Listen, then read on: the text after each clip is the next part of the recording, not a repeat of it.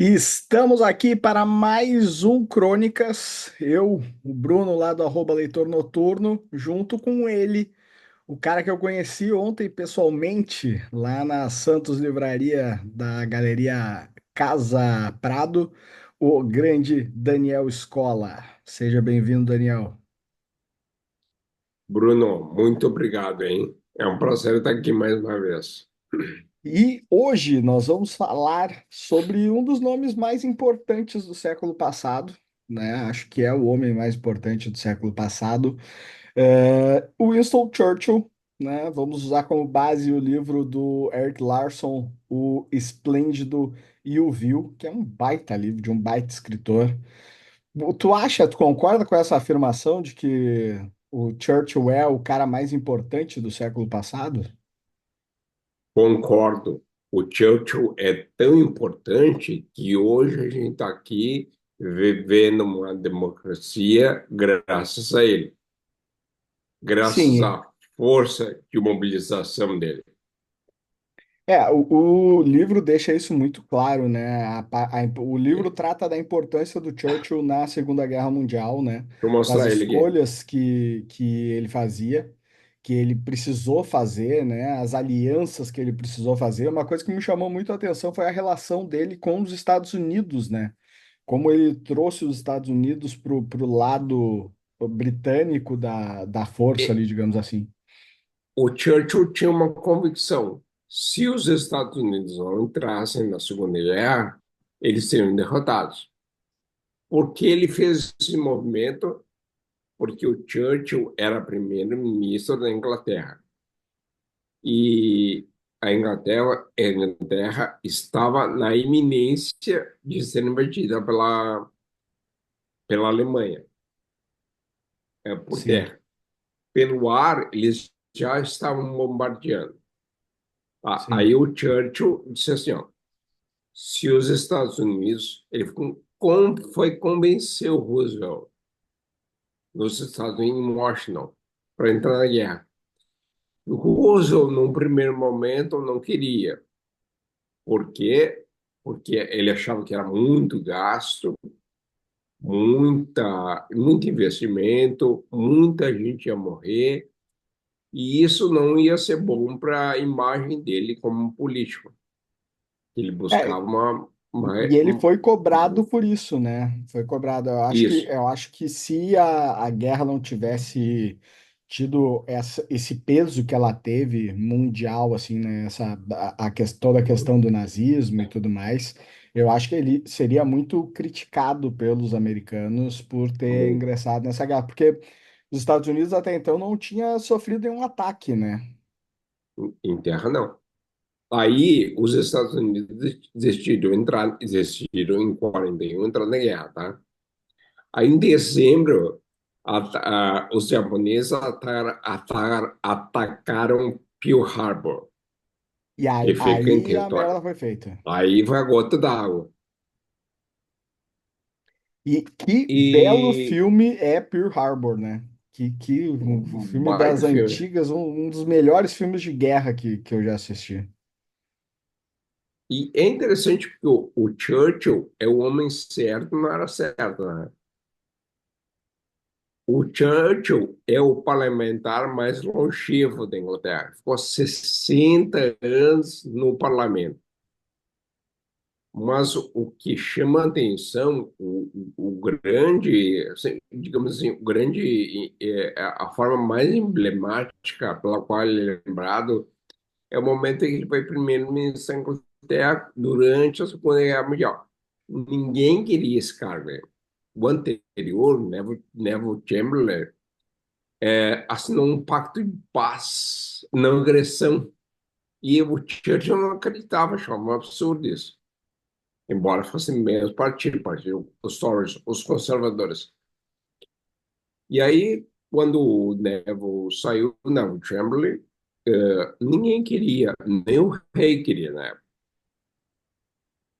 Só que ele disse, Sim. dá para ele mesmo.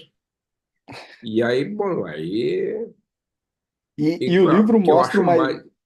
o livro mostra uma ideia muito forte dele, do idealismo dele, né? Ele era um cara Isso, de pulso muito firme, assim, nas ideias que ele tinha. Inclusive, ele tinha vontade de se tornar o primeiro-ministro porque ele tinha um plano armamentício para a Inglaterra muito forte. E ele isso. queria implantar É. aquilo dali e fazer a coisa acontecer para defender o país, né? E aí foi o seguinte, ó, o Churchill primeiro começou a bolar a invasão da Normandia, que só aconteceu em 44. Esse período é de 41 que a gente está falando, né? Sim, O livro conta 41, 3 anos antes da invasão da Normandia, pelos aliados. E aí aconteceu o seguinte, ó, o Churchill nem era um cara, como eu disse, nem era o cara nem era um cara que era uma aposta para ser primeiro-ministro. Só que aí escolheram esse cara e disseram, agora sim está perdido, né? E pelo contrário, o Churchill, apesar desse jeitão de falar, tipo, meu, assim, meio pra direita, ele mobilizou a população com discursos memoráveis. E outra característica dele, era um grande frasista. era.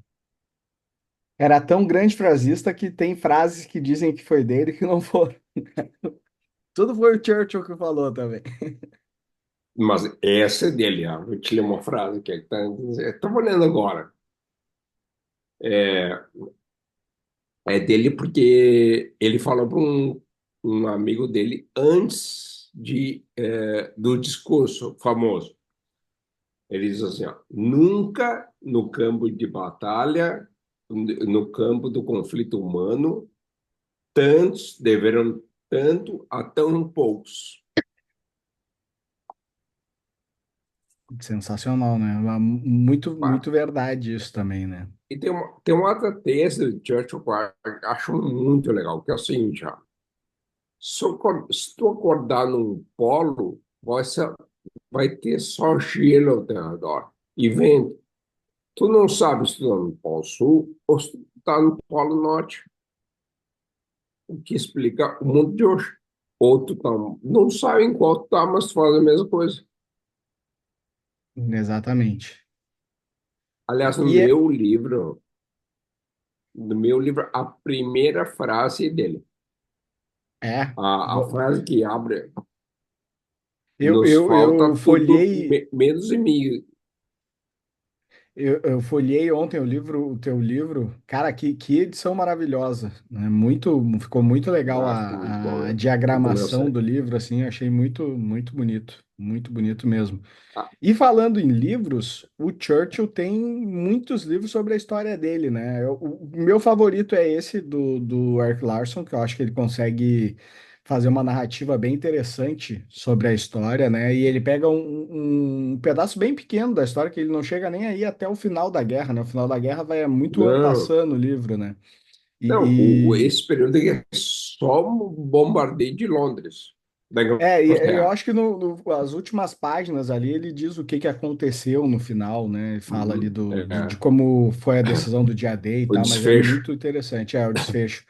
E tem um outro do Ricardo Sonderman também, que é Churchill e a ciência por trás dos discursos, que ele fala justamente sobre isso que a gente estava dizendo do Né? poder da oratória dele, né? Dele conseguir ser impactante no momento que precisava disso, que tu precisava reunir as forças do país, tu precisava Até passar hoje, um.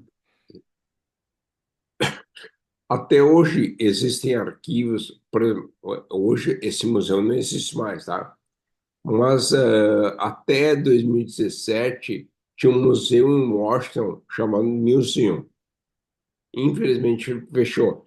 E tinha uma sessão de depoimentos em rádio que tinham os discursos do Churchill estava ali. O Sensacional. Churchill pedia o espaço da BBC, a Rádio Pública Britânica, para comunicar a população, chamar a população, mobilizar a população. E daquele jeito dele, improvável, né? Eu digo assim, improvável em função da voz, que Sim. mal se entendia. E ele mobilizava a população na hora que ela mais precisa. Ali é um verdadeiro líder. Porque na hora que a população mais precisa, o cara está ali fazendo um discurso, mobilizando. Até incentivaram ele a sair de Londres durante os bombardeios. Ele disse, não, vou ficar aqui. Inclusive, os bombardeios normalmente eram à noite. E é esse o bombardeios dos nazistas, tá? Aí as autoridades pediam que a população desligasse, apagasse as luzes, porque naquela época não tinha radar. Então, o piloto alemão se orientava pela luz. E onde tinha muita concentração de luz, eles deduziam que era uma cidade grande. Aí, quanto menos iluminação, melhor. Só que mesmo assim eles bombardearam, mataram milhares de pessoas, destruíram muitas casas. E no dia seguinte, quem ia lá inspecionar? O Churchill. Então, Sim. era uma forma de a população se sentir perto do líder. Essa é a hora que a população precisa da proximidade com quem lhes governa. É, tu acha que hoje, nesse mundo que a gente está vivendo, teria algum político, falo no mundo em geral mesmo, que com a força do Churchill, assim, o que se assemelhasse a ele Não, com... Não, não. né? Eu vejo... Ô, Bruno, vamos ser sinceros. Quem é o grande líder hoje do mundo? Quem é o grande líder? É, Eu acho que nunca vai ter alguém igual o Churchill. eu acho que a gente tem dois Ah, caras que, por poder e o que podem causar, e aí o tempo que eles estão à frente dos seus países é por causa da ditadura que promovem lá, que é o Putin e o Kim Jong-un da Coreia do Norte, né? tá, Então, esses aí, são aí é um outro lado, entendeu? mas eu digo, tu pode ter o benéfico ali, né? O Churchill como grande líder para um lado e tu pode ter ele para outro também, né?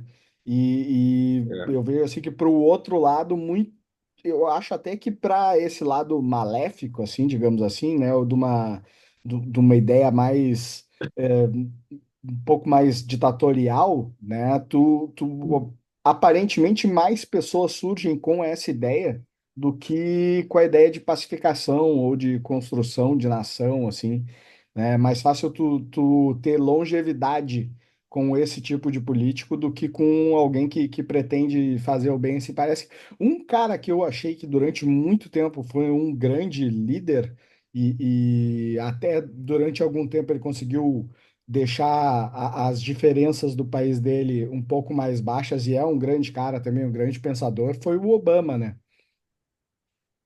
eu também Mas acho. ele teve 8 anos só ali, e depois ele cai. Agora ele vive um ostracismo completo, assim, né? O Obama, inclusive, eu acompanhei duas eleições dele lá. E assim, ó, eu nunca vi tanta gente. É que o Obama se transformou numa figura popular. Além de político, ele é muito popular. E eu nunca vi tanta gente no começo, na Filadélfia. Nunca vi tanta. Show do Bruce Springsteen, sabe? Presença do Bill Clinton. Eu sei lá, tinha muito mais de 100 mil pessoas. 100 mil pessoas. Mas voltando à nossa. Em 2019, eu apresentei um evento chamado Fronteiras do Pensamento, aqui em Porto Alegre. E aí, um dos convidados era o filósofo britânico Roger Scruton, que é conservador. Aí ele veio para Porto Alegre, antes do evento, eu estava conversando com ele, eu perguntei para ele, afinal, o que que aconteceu com a Inglaterra, que tinha um primeiro-ministro conservador, que era o Churchill, e agora a gente tem, na época, o Boris Johnson, que é uma decadência, né? Ele disse, o partido não soube se conectar com a sociedade, foi perdendo suas lideranças, deu uma série de desculpas. E é o que está acontecendo aqui no Brasil agora. Quem é o grande líder brasileiro? Um não deixa o outro, um que já foi presidente, o outro que é o atual presidente, não deixam os seus. Não apostam em ninguém. O apóstolo não mostra muito isso, porque eles de acordo com os seus interesses eleitorais. Quem funciona melhor e quem não funciona. Esse é o problema. É que um não deixa, o outro também não deixa. Então, é isso que está acontecendo no Brasil. O Brasil, assim, ninguém, por exemplo, tu vê algum candidato citando Churchill ou seus ensinamentos? Não. Não. É, é bem, bem triste. A própria Inglaterra caiu vertiginosamente, né, nos seus primeiros ministros, né, com escândalos, com o mesmo primeiro-ministro sendo derrubado, um após o outro, assim, né? Pô, o Churchill ficou 60 anos no poder político ali, No digamos parlamento. assim, né, no parlamento, e como primeiro-ministro também foi um bom tempo. E cara, Mas parece que as pessoas não aguentam curioso, mais o cargo. o curioso, Bruno, é o seguinte: quando terminou a Segunda Guerra Mundial, se imaginou que o Churchill ia ser reeleito, e não foi. Foi o contrário. Quem assumiu foram os trabalhistas. E os trabalhistas, por quê? Porque ali, depois da Segunda Guerra Mundial, tinha um certo. Bom, olha o que aconteceu com a Alemanha. Tinha uma divisão clara no mundo, e tinha pro lado da esquerda, tinha uma certa euforia, né? Olha o que aconteceu depois da Segunda Guerra Mundial. Paris, 68. Bom, eclosão de vários movimentos, né? A partir da Guerra Fria. Então, o mundo se dividiu entre comunistas e capitalistas. Foi existia ali já, né? A Guerra Fria provocou isso, né? De ter a divisão das classes, aparentemente, né? Que Ah, é uma ideia talvez lá da Revolução Industrial ainda, né? Mas que se polarizou meio que apontando-se os dedos para mais pessoas, assim, né? É uma visão bem interessante mesmo. Mas ainda de encontro a isso que tu tá falando. Tem uma briga do Churchill, que é uma briga que eu tenho um livro sobre ela, inclusive. Eu vou procurar aqui o título do livro, mas a Índia, na época do Churchill, era uma isso, colônia britânica ainda, né? E isso. pelo tamanho que ela era uma colônia muito importante para a coroa britânica. Foi aí que surgiu o Pelas Gandhi. questões de valores e das terras que existiam ali e tal. História, E temos poder. um. Exatamente. E temos um outro grande pensador do século passado, que era um dos grandes rivais do Churchill, que é nada mais nada Gandhi. menos que Mahatma Gandhi, né? Tem o livro que Isso. Gandhi e Churchill, a rivalidade épica que destruiu o império e forjou nossa era. Sabe que O Gandhi era completamente o pensamento contrário do Churchill, porque ele lutava pela libertação, pela expansão ali da Índia, né? De a Índia virar um país e não ser mais colônia britânica. independente. Exatamente. E- Eu entendo esse viés histórico, entendo completamente. Só que agora, nos tempos mais atuais, surgem coisas para desmerecer o Churchill. Não falo dessa, mas falo, por exemplo, eugenia. Ah, porque um parente dele desenvolveu eugenia, porque o Churchill ajudou a Guerra dos Boers na África do Sul. Eu acho que nesse momento, sinceramente, vale mais o conjunto da obra dele do que essas coisas isoladas. Não acho isolado, acho grave, mas não para manchar, não para tisnar a biografia dele. Isso é um assunto bem delicado, né? Hum, Porque a gente lida com é, uma coisa, o mundo é completamente diferente hoje em dia do que era naquela época, e não deveria ter sido do jeito que foi naquela não, época, né? Mas esse tipo de situação eram situações que não eram consideradas erradas naquela época, né? Pra dizer assim, ele não. infringiu a lei, ou coisa, tipo, nem isso, né? Infelizmente não era, né? Infelizmente não era. Exatamente. Era muito menos evoluído do que as coisas são hoje. Uma outra curiosidade do Churchill, que essa eu acho sensacional, que ele não chega a participar porque a saúde dele já estava muito Clementino. frágil. Ah, Mas foi ele é um dos, isso. dos últimos, se não o último, tá? Agraciados com uma medalha do governo americano dada pelo Kennedy. E aí teve toda uma cerimônia Último. em julho de 1963, onde o Kennedy entrega a medalha para um representante da coroa britânica, eh, em- dizendo que era para o Churchill, né? Que estava ali representando o Churchill.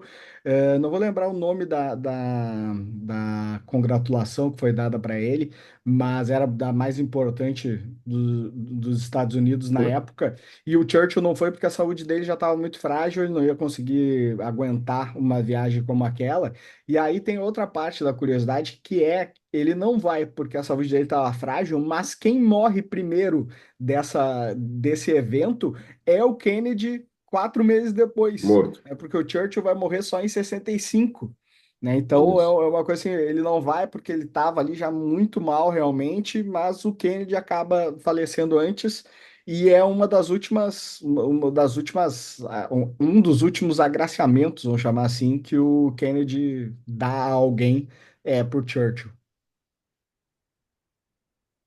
Sabe que esses dias eu estava conversando com um amigo meu e ele me perguntou assim: quem tu acha que levou o Churchill a fazer um acordo com o Stalin? Porque eles se odiavam, né? O Sim. Churchill odiava o Stalin e vice-versa. Aí eu disse para ele: eu acho que foi o pragmatismo. Pragmatismo. Por quê? Porque sem a União Soviética, que fora invadida pela Alemanha também, o Ocidente não ia vencer a guerra. Aliás, quem venceu a guerra foram os aliados, mas quem entrou antes em Berlim foram os soviéticos.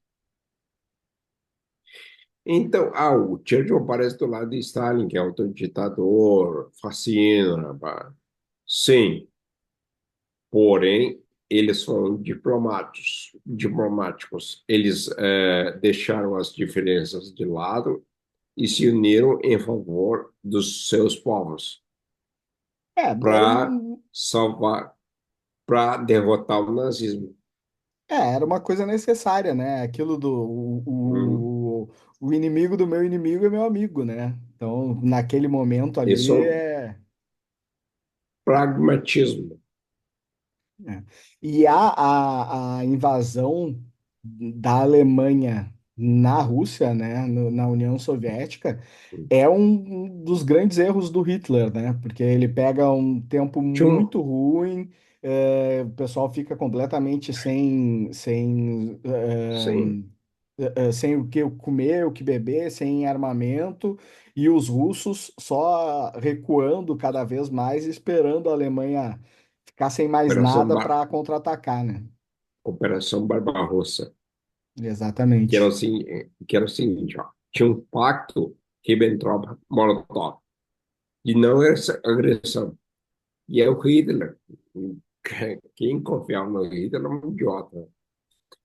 O Hitler rasgou esse pacto, era, a Alemanha não vai invadir a União Soviética, e a União Soviética não vai invadir a Alemanha. Só que o Hitler não respeitou isso, apesar de ter assinado, não respeitou. É que ele fez, invadiu a União Soviética na frente oriental, achando que ia ser uma batalha rápida. E, na verdade, eles são derrotados pelo extremo frio, pelas condições. desumanas que eles viviam lá. O Church, o Hitler, primeiro, não tinha roupa adequada para a tropa, não tinha previsão. Tentaram dizer para ele: não, não, ataca outra cidade mais perto. Não, quero atacar Stalingrado. Sabe por quê? Por quê? Porque Stalin é o nome era o nome do ditador. Sim. Stalingrado. Eu quero atacar essa cidade para mudar, botar meu nome. É, né? E matar ali. A batalha mais sangrenta da Segunda Guerra é essa aí. Verdade.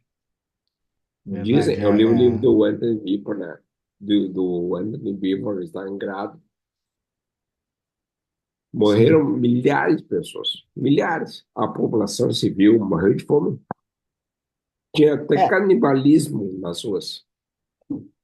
porque era uma época já de momento de dificuldade, se já fosse um tempo normal, né? Não Total. tivesse acontecendo a guerra, porque é um momento onde tu não tem as plantações, onde tu tá vivendo daquilo que tu colheu durante o resto do ano inteiro, não consegue sair de E aí, o casa, que é aconteceu muito depois, difícil. Bruno? O que aconteceu depois? Aí os russos, que lá chamam de Grande Guerra Patriótica, lá, não é a Segunda Guerra, é a Grande Sim, Guerra Patriótica.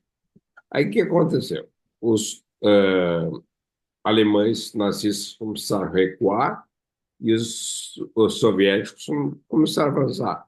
Aí, por ordem do Stalin, os soldados soviéticos invadiram a Alemanha, fazendo terra arrasada, né? Queimando, estuprando mulheres, matando gente. Era vingança.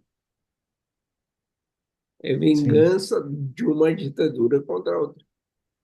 Quem sofre? A população.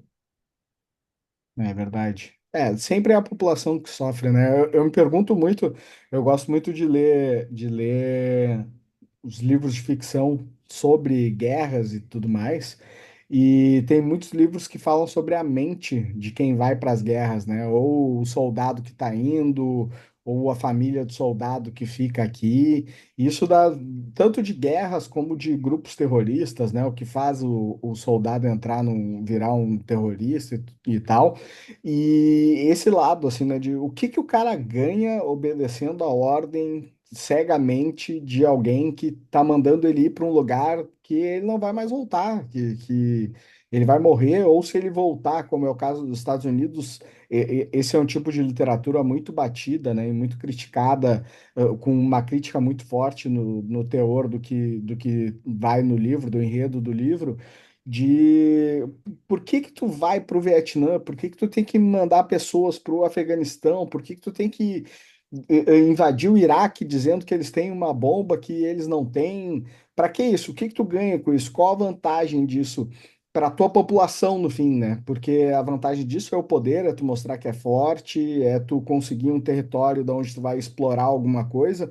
Mas o quanto disso chega até a população? O quanto as famílias desses soldados vão ser recompensadas por ter perdido alguém defendendo a pátria, né? Os caras costumam dizer assim, o que eu ganhei em troca foi a medalha e a bandeira em cima do caixão, né? Então isso é muito duro, assim, né? Tu pensar nesse lado da guerra é muito pesado. Poxa, não precisava disso, as pessoas não estão ganhando nada para isso. É uma coisa que cria discussões muito interessantes lá nos Estados Unidos, que é onde eu pego a maior parte da minha literatura de pessoas que defendem, que são extremamente patriotas e querem que isso aconteça. Teve um livro que eu li há pouco tempo, e eu não vou lembrar é da mesma escritora de Precisamos Falar sobre Kevin, que é a Lionel Shriver. Lionel Lionel Shriver, Shriver. isso. E ela faz um livro que é a família.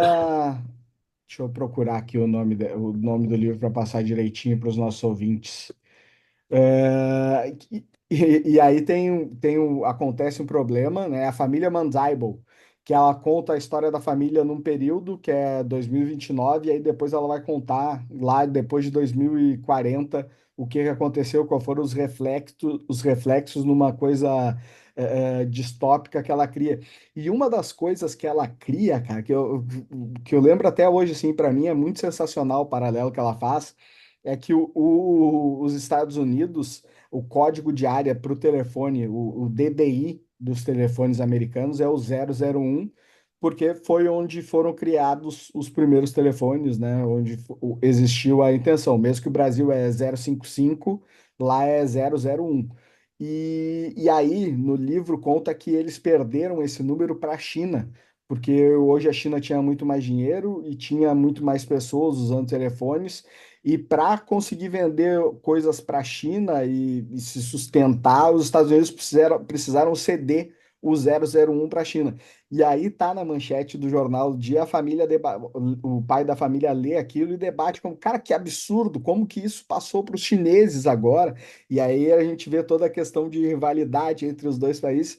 E eu digo, cara, o que aconteceria se a China chegasse ao ponto de tamanha importância dos Estados Unidos estar dependendo dela mais do que já depende hoje, e dizer assim, não, eu quero a ponto de conseguir fazer exigências mundiais, e dizer, não, o código 001 dos telefones vai ser nosso, vai ser chinês a partir de hoje. E o americano preza muito por essas coisas, né? Porque eles têm até aquela frase que o que Orgulho, serve para os Estados orgulho. Unidos serve para o resto do mundo, mas o que serve para o resto do mundo não serve para os Estados Unidos, né? Então, é muito o orgulho deles é muito forte. Isso daí seria uma facada de algo simples, mas que machucaria muito os Estados Unidos, né? Como essas questões todas que influenciam em acontecer uma guerra ou não acabam machucando também. Qual é o que motiva uma guerra, né? Política, religião e dinheiro. É, Tudo isso junto, tudo isso junto, populismo. Mas a segunda guerra que eu acho o período mais investigado da história, corretamente, a motivação é poder e dinheiro. é, Porque quem desencadeou a Segunda Guerra foi o Hitler por território e por poder. é, é um pensamento completamente errôneo, e que bom que hoje a gente consegue ver isso, né? A gente consegue apontar os Exato. dedos. E Talvez não consegue tenhamos ler e compreender melhor, sabe? Que é a isso. história que a gente não viveu. Exatamente. Não, e eu acho que talvez não tenhamos hoje políticos tão fortes assim como o Churchill, por termos tido Não. os políticos tão fortes como Hitler também, né? Então o pessoal meio que vê alguém se sobressaindo pro lado errado, já poda, já corta fora. É, vídeo o Bolsonaro aqui no Brasil, né? Que conseguiu assumir, mas daí teve uma grande rejeição de parte dos habitantes, né? Então, o pessoal já vai cerceando um pouco o que o poder que eles poderiam ter nas suas mãos, né? Antes da gente encerrar, tem um outro escritor, assim como o Eric Larson, eu acho que eu já comentei ele aqui no podcast, que tem um livro sobre o dia D, tá? Que o nome se chama As Espiãs do Dia D, que é um livro sensacional, de um escritor que faz ficção histórica, e para mim ele é o melhor de ficção histórica, que é o Ken Follett. E, cara, é muito bom o livro. Quem que gosta, quiser saber um pouco mais sobre a guerra, quiser entender um pouco mais sobre essas coisas, sobre o mundo como um todo, porque ele tem séries que vão contando desde os primórdios do mundo e vindo até os dias de hoje, uma série fabulosa dele também. E tem As Espiãs do Dia D, que vai contar sobre mulheres, né? A parte, elas existiram realmente, mas daí ele pega algumas personagens fictícias para fazer as vias dessas mulheres que trabalharam contra o Terceiro Reich, né? E vai construindo uma história ali muito interessante. E aí ele consegue aliar isso, instruir sobre a história, né? Contar histórias reais, contar sobre a guerra de uma maneira 100% real, com um pouco de entretenimento, com um ou outro detalhe de enredo ali para prender um pouco mais a atenção do leitor e não tirar os livros, alguns livros, né, que vão tratar sobre esse assunto guerra acabam sendo muito didáticos e um pouco entediantes na maneira que tu vai lendo assim, e ter essa mistura da ficção junto com a história é sempre um bom caminho para aprender um pouco mais também. E eu, para encerrar, vou indicar um livro chamado Dia D, do Anthony Beevor. Dia D, como a gente sabe, foi a invasão da Normandia, uma espécie de recuo, acossamento dos nazistas. A Normandia fica no norte da França. E a França, parte dela estava invadida. E ali era um perigo porque se os nazistas cruzassem o Canal da Mancha, eles iam invadir por terra a Inglaterra. E é O um dia D, o, o dia D do Anthony Beevor. se falamos do homem mais importante do século passado, o dia D com certeza também é o dia mais Aqui é o importante mais do importante. século passado, né? Então é isso, galera. Ficamos aqui com mais um Crônicas e semana que vem estamos de volta. Lembrando vocês, passem lá no nosso e-mail, que é o crônicasdamafia@gmail.com, e digam aí o que vocês estão achando do nosso podcast, qual personalidade vocês querem que a gente traga aqui para conversar sobre, qual história que vocês querem que a gente comente, conte um pouco mais aqui falando de literatura também. Tá bom? Valeu, Daniel. Boa semana. Também, obrigado. Tchau, tchau.